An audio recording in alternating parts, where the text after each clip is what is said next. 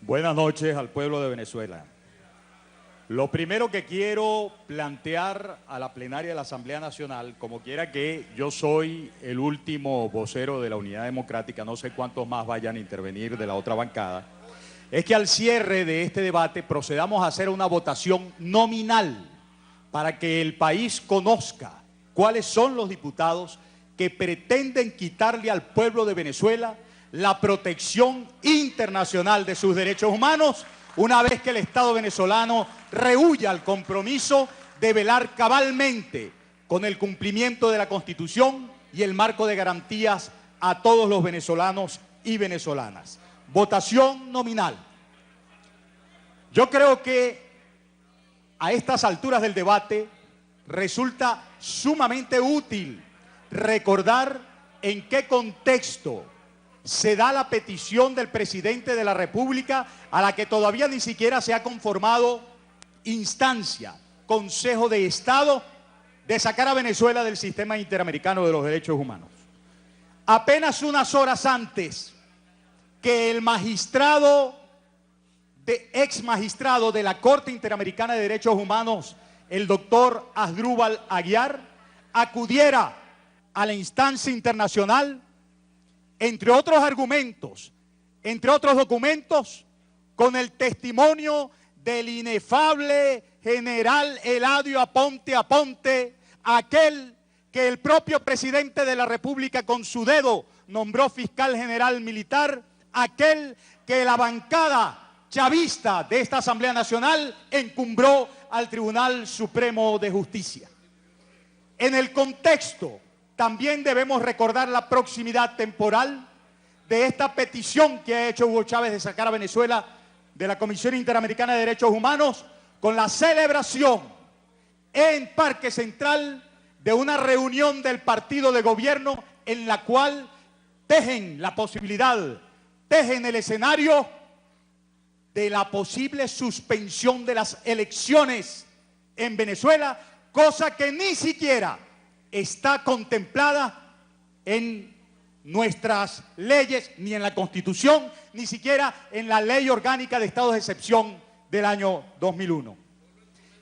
Unas horas después fue la petición del presidente Chávez que aquí en la Asamblea Nacional rehuyera la bancada del Partido Socialista Unido de Venezuela a instalar una comisión de la verdad y a solicitar al Tribunal Supremo de Justicia todos los fallos que tuvieran que ver no solamente con la actuación del magistrado Aponte Aponte, sino con todos los jueces que nombró en el país, fundamentalmente en los estados para los cuales se reservó a plenitud los nombramientos, y lo recuerdo, Táchira, Zulia y Carabobo, que parecían la triada de su macabra actuación en favor del narcotráfico, en favor de la corrupción. Por estos mismos días, sin explicación alguna, compañeros de la plenaria, hemos conocido de destituciones de algunos jueces sin explicación alguna, lo cual quiere decir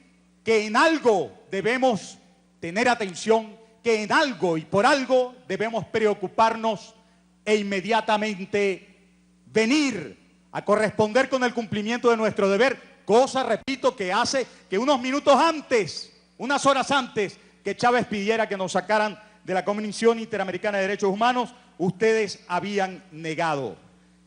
Y negarse a esto es negarse a aclararle al país la verdad sobre historias horrendas a las cuales nosotros no tenemos que darle crédito de ipso facto, pero ojo, a las que nosotros sí tenemos que llamar la atención sobre el estado de sospecha en que ustedes colocan al propio gobierno que defienden cuando rehuyen al debate e impiden las investigaciones.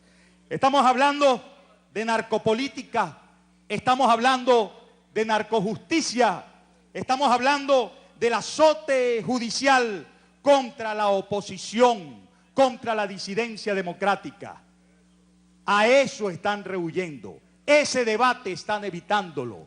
Y yo podría decir, como conjetura de inicio aquí, que mientras las personas que controlan el poder en Venezuela estén ligadas al submundo del delito, de todo tipo de delitos, será imposible contar con un Estado democrático y social de derecho y de justicia, como imposible será también garantizar como valores superiores la vida y la preeminencia de los derechos humanos, principios fundamentales de la Constitución. Porque si no aclaramos aquí los vínculos de personas que dominan el poder en Venezuela con el submundo del delito, no vamos a llegar con claridad al fondo del asunto por el cual Venezuela ha quedado en manos del AMPA. El AMPA es mucho relacionada con el narcotráfico y estamos contando por más de 150.000 los muertos de la ola del AMPA durante los últimos años, y en mucho eso tiene que ver con cómo se ha enraizado el narcotráfico. Y se enraiza en nuestro país contando con la impunidad que le da el hecho de que las instituciones no funcionan.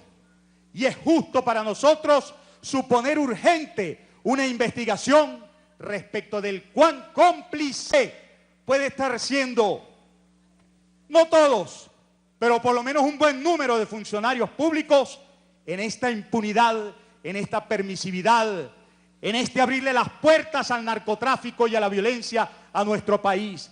Esas 150.000 muertes son cosa de derechos humanos. Son tema de derechos humanos. Nosotros no podemos abstraernos del derecho que tienen sus deudos a acudir a las instancias internacionales si aquí en Venezuela no quieren hacerle justicia a cada una de sus causas. Miren ustedes, habría que decir, entre otras cosas, que lo que plantea el presidente no es salir de la Comisión Interamericana de Derechos Humanos por un asunto de soberanía, es más bien una huida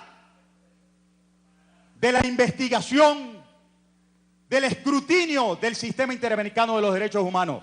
Dicho sea de paso, nadie puede estar en contra que UNASUR tenga una instancia que vele por los derechos humanos.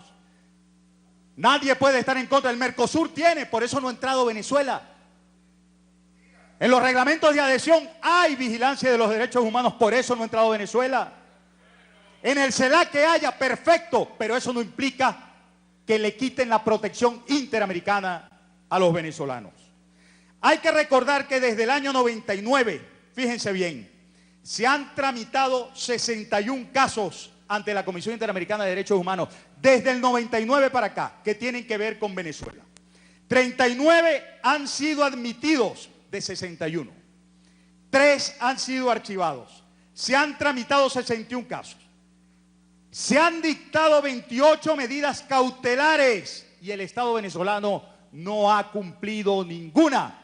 Dentro de esas, la protección a los penados, la protección a los privados de libertad.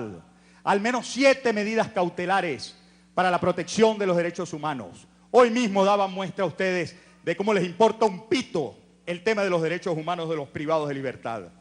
12 sentencias ha emitido la Corte Interamericana de los Derechos Humanos y ni una ha cumplido Venezuela.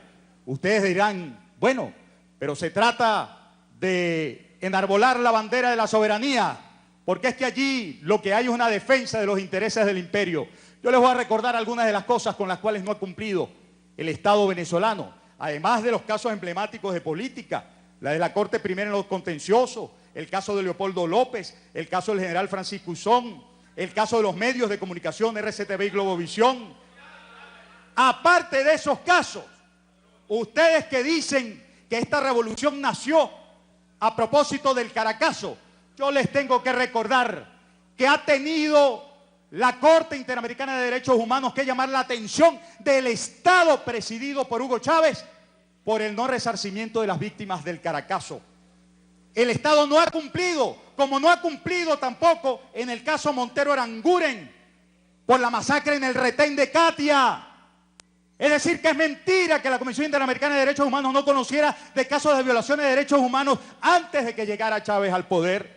Se les cae ese argumento, se les cae completamente. Y en el caso del amparo, en el año 2010, la Corte tuvo que llamar la atención al Estado presidido por Hugo Chávez para que cumpliera y se hiciera justicia, y no han hecho justicia. Ustedes hacen uso de un ardid absolutamente político sobre el cual quiero compartir con el país algunos datos clave. Primero, no es cierto que el Estado imperial, que Estados Unidos no forme parte de la comisión. Forma parte de la comisión como forman parte todos los miembros de la Organización de Estados Americanos. No forma parte de la Corte Interamericana. Estudien el tema. Ahora, fíjense ustedes, la comisión recibió solo el año pasado, por violación de derechos humanos en Estados Unidos, que los hay, 99 casos. Y resulta que han admitido 11, dentro de ellos el caso de Guantánamo, que ustedes mismos estaban citando.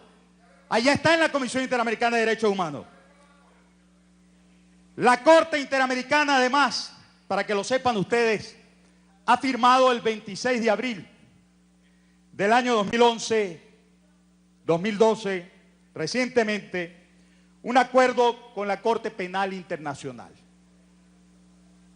Hay que evaluar si este acuerdo, que implica que los casos relativos a genocidio y delitos graves de lesa humanidad se ventilen en la Corte, de ipso facto se ventilan también en la Corte Penal Internacional, está motivando, está acelerando, está formando parte también de las razones por las cuales el presidente Hugo Chávez ha solicitado que se nos separe de la Comisión Interamericana y del Sistema Interamericano de los Derechos Humanos.